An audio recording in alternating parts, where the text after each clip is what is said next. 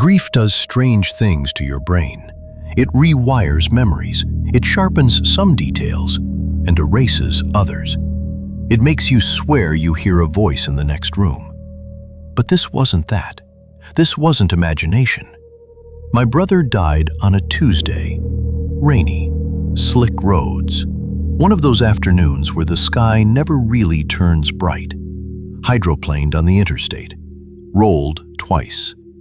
They told us it was instant. The car caught fire. They said his phone was destroyed in the blaze. That detail mattered later. At the funeral, I kept reaching into my pocket to text him. You know that reflex? You see something funny and your thumb just goes there automatically? We had a thread going back almost 10 years. Inside jokes, dumb memes, arguments about which Star Wars movie was actually the best. One-sided rants about our fantasy football league.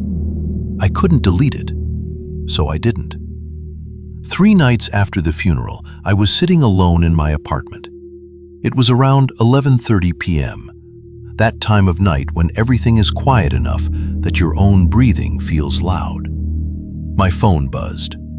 Not a notification ding, a buzz. A text. From him.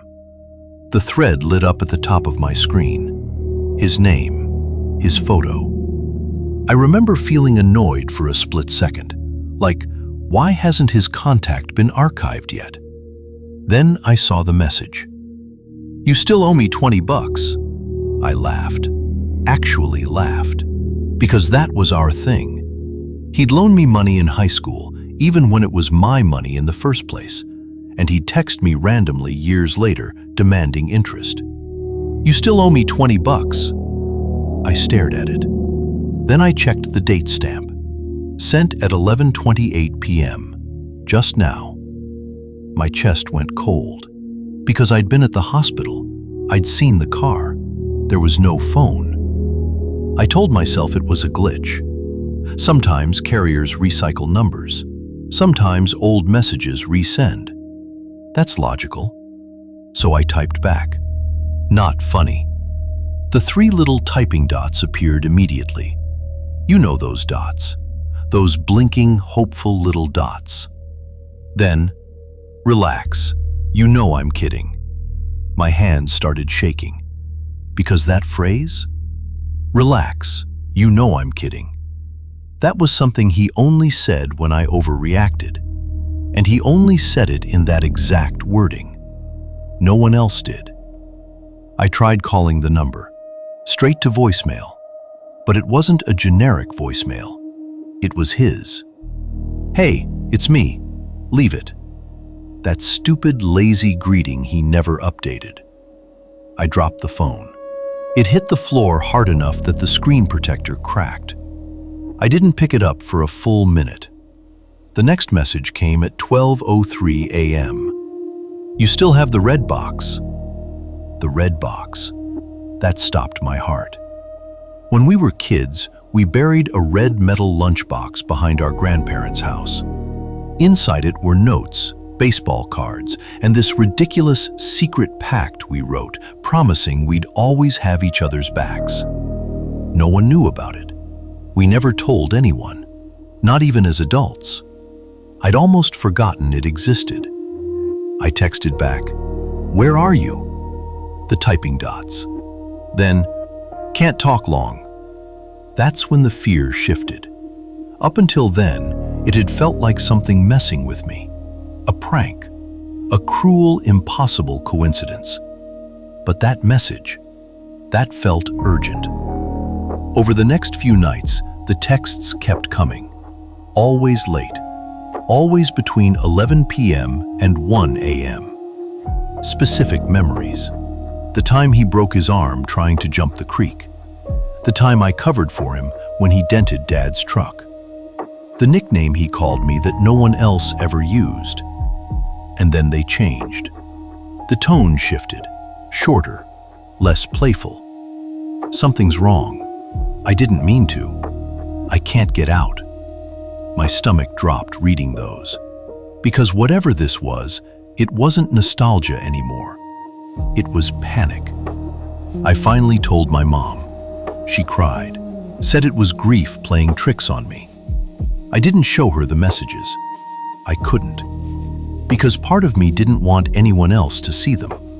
If this was him, I didn't want to share it. That sounds selfish, but grief is selfish. One night, at exactly 11:42 p.m., my phone buzzed again.